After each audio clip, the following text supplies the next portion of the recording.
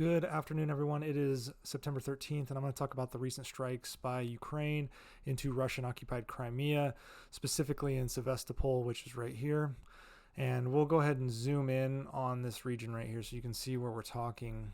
Specifically, the Ukrainians attacked and destroyed a shipyard. Now, what we see here are two ships. These ships were no longer there. This is an old photo. However, this ship is a Russian Kilo class submarine, and it was there as a part of the strike. What was actually in the place of these two ships was actually a Rapucha class landing ship known as the Minsk, and I'll show you images of these in just a moment. But before I do that, I want to talk about exactly how this operation was conducted by the Ukrainians. They used a mix of aircraft, basically fighter aircraft, carrying Storm Shadow missiles. They launched them from Ukrainian territory, flew over the Black Sea, and then somewhere over the Black Sea fired 10 Storm Shadow missiles at targets in Sevastopol. The Russians claim that of the 10 missiles that were fired, 7 were intercepted, but 3 got through and struck the 2 ships in that port system. Along with this aerial attack, there were supposedly naval surface vessels, unmanned surface vessel drone attacks in the region as well. Those seem to have been intercepted and were unsuccessful, but definitely 3 Storm Shadow missiles impacted Russian shipping and this Russian landing vehicle as well as a Russian submarine. So to give you a before and after picture here, this was a before picture taken by Maxar satellites. This is the dry dock where you can see the submarine down here on the left is docked, as well as the Minsk landing ship, the Russian landing ship, is docked over here, both being set up for repairs. And here's the after photo. You can see significant damage done to the landing ship here across the board, and then also damage to the submarine down here, as well as to the dry dock itself.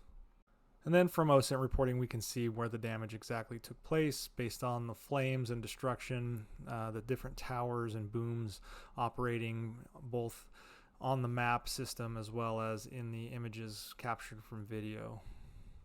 This is an image of the Rapucha class landing vessel that Russia fields. This is similar to the one that was destroyed in the dry dock in Sevastopol. This is about a $150 million vessel. This would be something they would use to potentially conduct amphibious landings on Odessa. It's very similar to the ship that was struck by an unmanned surface vehicle some weeks back, a little over a month ago, I believe is when it was. And it's a significant loss. I mean, you have to remember that Ukraine has no actual navy. This is being conducted by air assets, by drone assets, against one of the probably top 5, maybe I would say probably top 10 navies in the world with regard to firepower capability. Moving on, we look at the submarine. This is the Rostov-on-Don. This was the Rostov-on-Don that was destroyed in port, and it's a Kilo class submarine. This is what it looks like kind of surfaced, give you more of a idea of what they look like in general as a cross section. This is a $250 to $300 million submarine. So you have to think that in this one strike, Russia lost a $500 million worth of equipment when you factor in dry dock damage.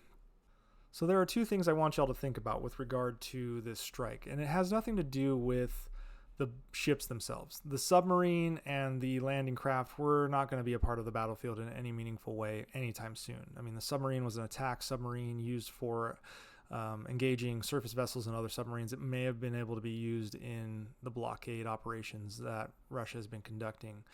But the landing craft potentially could have been used in landing, an amphibious landing in Odessa, but really Russia is just not equipped to conduct something like that at this point. So the loss of those ships really means nothing with regard to the combat power of Russia relative to Ukraine. But it is a major psychological blow, and that's the first point.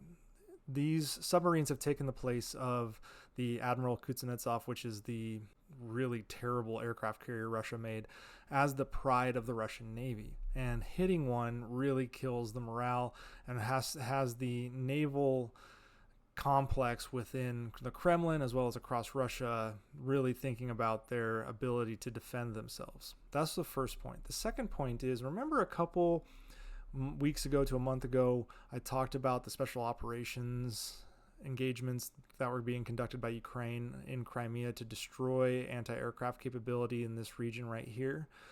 Well, This was a long-term, large-scale planned operation. The Ukrainians have planned it this way.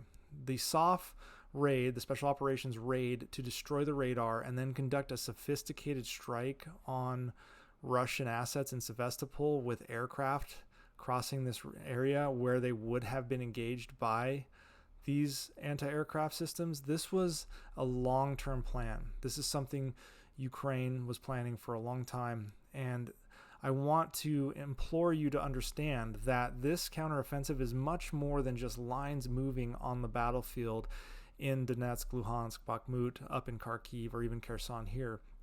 This is a multi-domain operation, and this is proof that Ukraine is operating in a multi-domain combined arms capacity. They are able to conduct operations in ways that Russia never expected and seem to be running circles around Russian thought processes, especially in places where Russia thinks they're nice and comfortable, such as Crimea. And that is what happened here. They destroyed anti-aircraft capability and then exploited that gap in coverage to launch Storm Shadow missiles at Sevastopol, destroying $500 million worth of Russian equipment, which is really painful for the ego and the wallet of the Russians prosecuting this war.